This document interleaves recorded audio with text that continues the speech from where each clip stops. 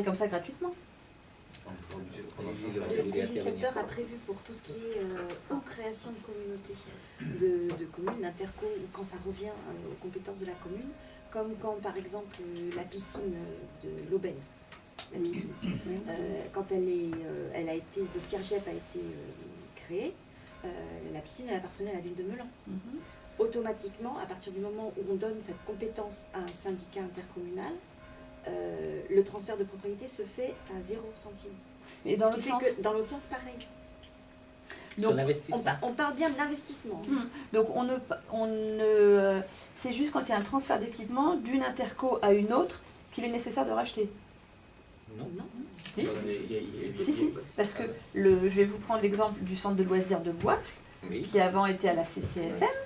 Quand Boifle a intégré la CASV a payé 4 millions d'euros à la CCSM. J'entends bien. Donc là, c'est parce qu'il y a eu un transfert entre deux, voilà, entre deux EPCI. pas les mêmes. D'accord. Mais là, en fait, on va se retrouver dans la même.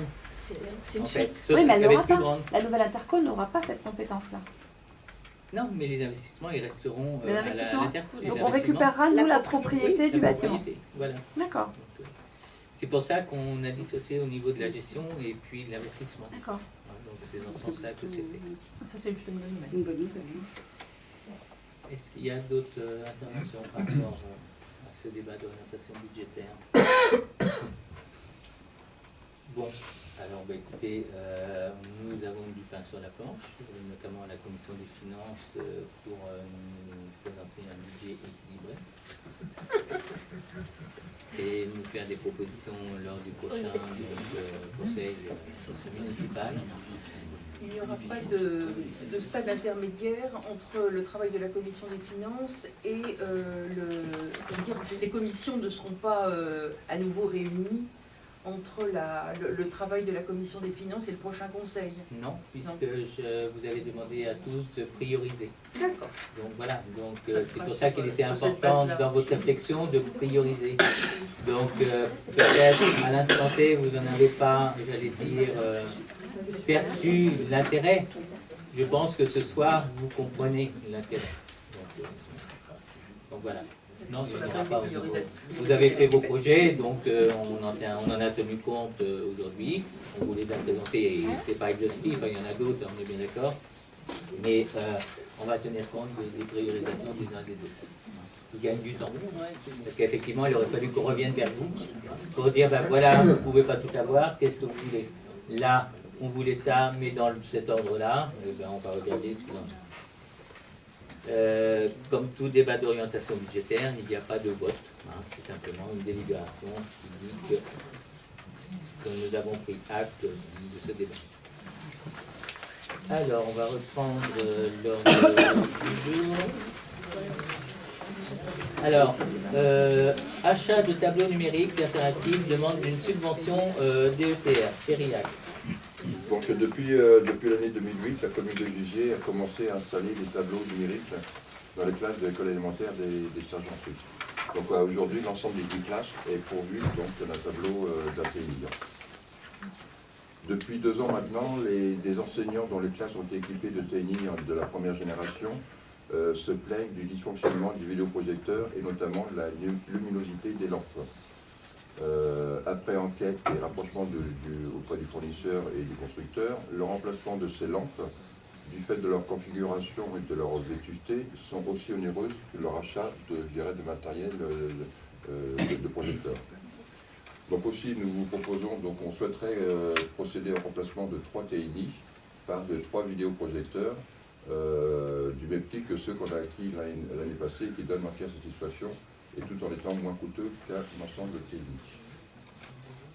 Donc le montant de l'opération pour remplacer les 3 TNI par des vidéoprojecteurs représente un montant TTC de 5 730 €. On peut bénéficier d'une subvention de la DETR à hauteur de 1 432 €, qui ramènerait le coût TTC de ces 3 appareils à 4 298,19 €. Donc, ce qui vous est proposé aujourd'hui, c'est votre accord afin qu'on puisse solliciter la subvention auprès de la DETR pour l'achat de ces 3 vidéoprojecteurs. Ça, c'était clair. La DETR étant La dotation d'équipement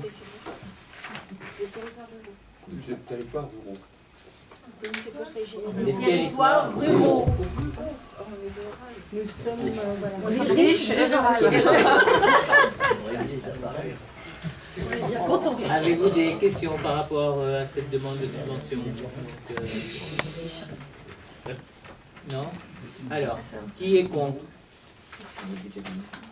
Personne. Qui s'abstient? Personne. Écoutez, merci. Merci. Alors, création et suppression de postes.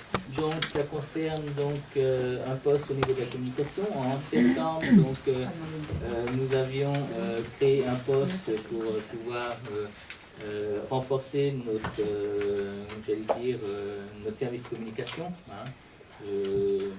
Et en décembre, je vous avais informé que je souhaitais qu'on puisse embaucher quelqu'un à temps complet sur ce poste-là, puisque au niveau de la communication, il nous a été rappelé, notamment au niveau des élections, il y avait un déficit en termes de communication, et il est vrai que nous n'avions pas un service de communication suffisamment calibré pour pouvoir l'assurer correctement, et par conséquent, je nous en avais parlé en décembre. Et aujourd'hui, donc, ce poste de communication qui avait été créé en septembre, donc c'était un cadre C et je vous demanderai aujourd'hui de le basculer en cadre B. Et par conséquent, ce qui vous est proposé ce soir, c'est création du poste de cadre B et suppression du poste de cadre C. Puisque je ne souhaite pas laisser sur, comment on appelle ça, les effectifs budgétaire, oui. d'anigramme. Voilà, je ne souhaite pas avoir de postes qui sont oui, effectivement non pourvus sur la commune. Vacants. Alors, cadre C et cadre B, c'était ça la question de mes... Non, la question c'était le delta financier tout simplement. Ah, le delta financier. Comme ça, elle va jusqu'au bout de ses idées. Il est, par rapport à ça, il est de 11 500 €. À l'année? Oui. Chargé oui,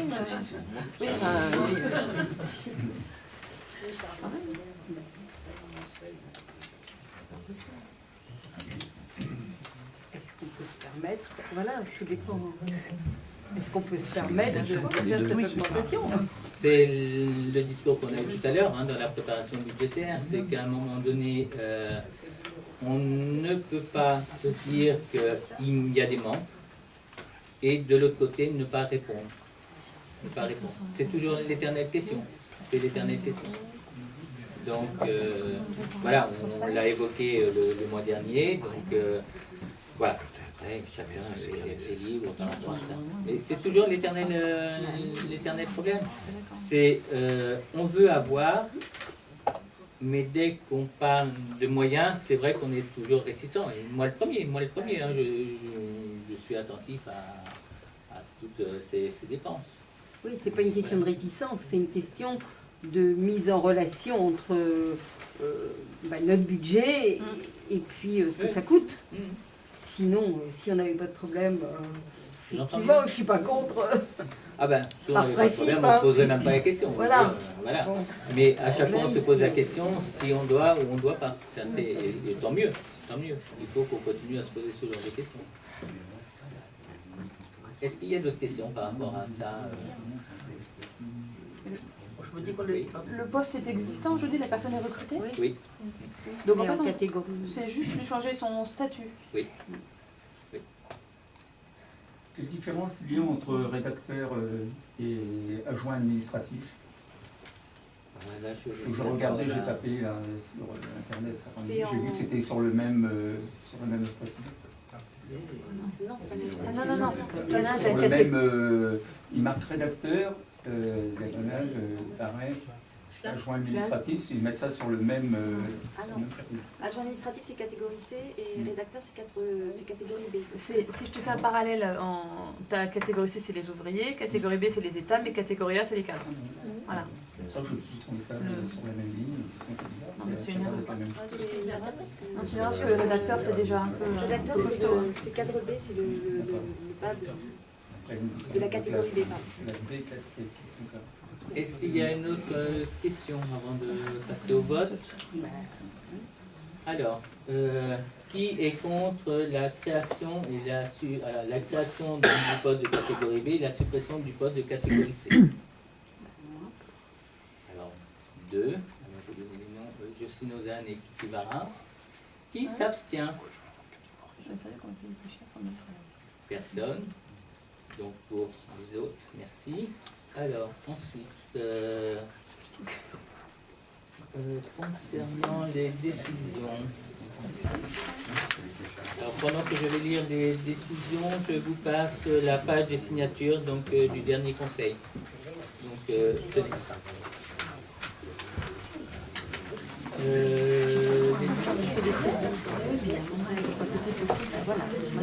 Alors, donc concernant les décisions, la décision numéro 0215, donc concernant un contrat de service d'hébergement, donc ça concerne l'hébergement du site web de la mairie chez OVH. Donc c'est la société Mandibule, hein, comme on avait vu, et le montant des dépenses est de 450 000 euros, 450 euros.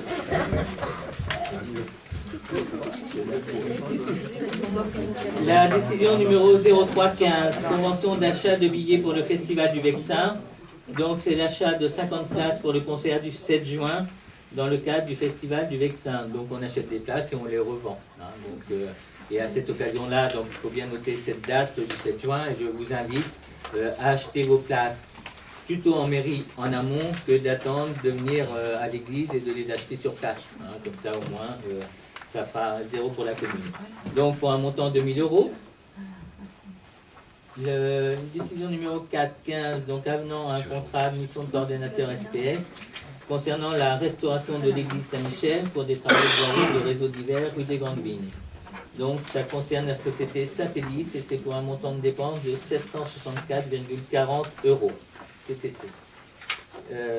Donc voilà. Alors,